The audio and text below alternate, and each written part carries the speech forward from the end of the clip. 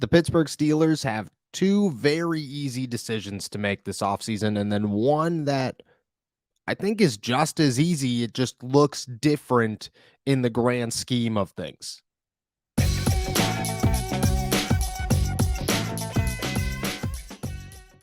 What's going on, everybody? I'm Noah Strackbine. Thank you for jumping on to Steelers to Go, your daily to-go cup of Pittsburgh Steelers news and analysis. Find us on youtube.com/All Steelers Talk and subscribe anywhere you get your podcasts. And today, we're talking about very easy decisions for the Pittsburgh Steelers. We are getting closer and closer by the day to the start of the new year.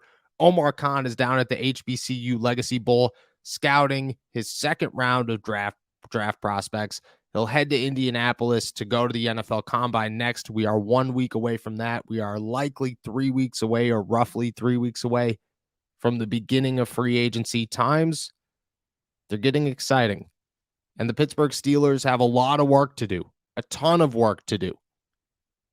But they have very, very easy calls to make right at the beginning of all of this.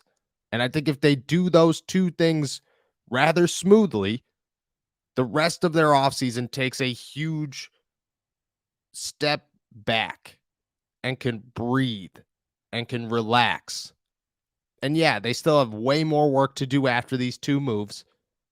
But once they execute both of them, really all they got to do is they got to fill in the pieces and they got to hope that things fall into their lap.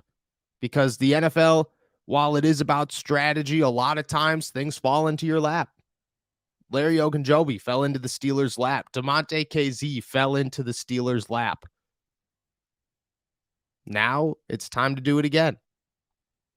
It all starts with Cam Sutton, right? That's the guy that everybody wants to talk about. He's the free agent that everyone has on the top of their Steelers to-do list. He likely is staying. I have a very hard time believing that the Steelers are even going to let him hit the free agency market, and that's what makes this such an easy call. The Steelers cannot, and I mean cannot, let this man hit free agency. Cam Sutton is very valuable and will remain very valuable, but he's valuable to the entire NFL. He's not just valuable in Pittsburgh. At one point, he was just valuable to Pittsburgh, and the Steelers had a prime opportunity to lock this guy up long-term on the cheap because nobody else saw what the Steelers saw in this guy. Now, the entire NFL has had their glimpse and they've had their opportunity to see who and what Cam Sutton brings to a football field. And he brings a ton to a football field. Not only is he an outside corner that can start on almost all teams in the NFL, but he's an inside corner that could start on every single team in the NFL. He's one of the best, most versatile players in football right now. And the Steelers, they have an opportunity to not let that slip away. But if they try to wait this out, they're going to let that slip away. And you might look at me and say, Noah, the Steelers are not going to lose Cam Sutton. They're not going to let him go. I don't think Cam Sutton wants to be anywhere else, and I don't think the Steelers want to let him go anywhere else. But I look at it like this. I have heard that there are other teams interested in Cam Sutton, two of them being the Detroit Lions and the Minnesota Vikings. And I have a hard time believing that if Cam Sutton hits the free agency market, that both of those teams will not toss an offer his way to try and lure him in.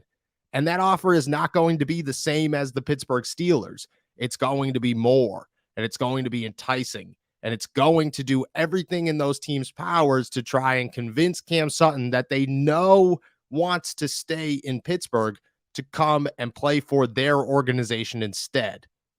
The Steelers are now fighting a battle that they have to up their offer and try and be flashy for a guy that they certainly want and definitely need. Instead, they could get this all done before free agency starts, not have to worry about it at all. And they're one piece, the one guy that is going to attract attention so much so that you have to worry about him on the open market is locked down. That is the easiest first step for the Pittsburgh Steelers. Second is Larry Ogunjobi, because I think he falls into the same category. I think you could get Larry O for somewhat cheap, a $5 million over 2-year type deal. But if you let him hit the market, is somebody going to toss him $8 million? Is someone going to toss him $9 or $10 million a season and say, hey, man, we need you. And we think that after you are healthy, because he wasn't healthy in 2022, that you could help this defense kind of take a next step, no matter what that team is or who that team is. Meanwhile, the Steelers know who Larry Ogunjobi is. They want Larry Ogunjobi around. I feel very confident that both sides want to make this happen. But Larry O is 28 years old, and he should have got the bag last season. And if somebody offers him more money this offseason, chances are he's going to take that. He's a journeyman. He doesn't have any issues going from team to team. He's already shown that.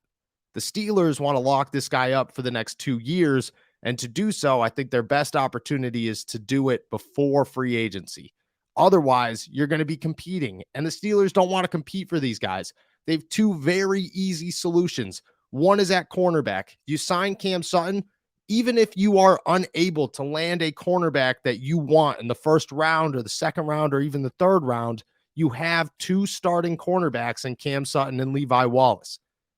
From there, your defensive line looks like this right now. Cam Hayward. That is it. You have DeMarvin Leal, who's a giant question mark and not capable of starting right now. Isaiah Loudermilk, who took a major step back in year 2. And then Monty Adams, who, yeah, he's a good nose tackle, but he's not a starting nose tackle. So instead, the Steelers could walk into free agency with 3 starting positions needed on the defensive line, or they could walk into free agency or 2 starting positions, on the defensive line, or they can walk into free agency with 1 need, and that is a nose tackle, which is much easier to fill than to go out there and try to find a starting defensive end for cheap and a starting nose tackle for cheap and possibly add some depth. That's too much. That's too much for the Steelers to handle and fill successfully. And at the same time, you're looking at it like you looked at this season, where it's a lot of plug and go people. And yeah, that works from time to time, but consistency is key. Mike Tomlin has talked about it for 2 years with the offensive line. There is nothing like cohesion. Larry O has some cohesion with Cam Hayward. He has some cohesion with TJ Watt and Alex Highsmith and Miles Jack and Mark Robinson, Carl Dunbar. I don't understand why you don't bring him back. And I don't think the Steelers are thinking that way either. I think they look at this situation and say, let's bring Larry O back. But you could get him a lot cheaper if you fill that need and you sign him before free agency. Easy call number 2. And then easy call number 3 is different. And that is to weigh your options at safety. The Steelers do not need to rush on a deal for Terrell Edmunds or DeMonte KZ. Yes, you want to get both of those guys back. The goal is not to get one. The goal is not to get, if KZ comes back, we don't need Edmunds, or if Edmunds comes back, they don't need KZ. The goal is to get both of them. But the safety market will forever be the same. And there is no need to rush a safety contract for a guy that isn't going to get many offers. Neither of these guys are going to get many offers. You could let both of them walk into the free agency, continue your negotiations with them. There's no need to shut down any talks between Terrell Edmunds or DeMonte KZ and make them feel as if you do not want them if you're the Pittsburgh Steelers. All you need to do, and Omar Khan is a genius with this, is to let them see that their market value is not as high as many believe it is. Right now, I believe, according to Spotrac, that Terrell Edmunds' market value is a little bit over $4 million a season. I think you could get him cheaper. I think you could get KZ cheaper. I think you could go out and get a guy like Brian Branch in the first round of the NFL draft that's better than both of them. And I'm not saying that's the best move. I'm just saying that the options at safety are always abundant. And the Steelers always know how to wait, and they always know how to time these things. And if 3 weeks into free agency, Terrell Edmunds is still your answer, awesome. No worries about somebody coming in here and having to get used to the system. No worries about anybody clicking with anybody. No worries about Minka Fitzpatrick having to take on a bigger role or anything like that. You have your guy, and your guy is Terrell Edmonds, or you have your guy, and your guy is DeMonte KZ, or you have your guy, and it's a rookie, or it's a different free agent. Either way, there are going to be so many options out there weeks into the offseason, weeks into the new league year. The Steelers do not have to rush this. And yeah, Terrell Edmonds is a hometown favorite to many.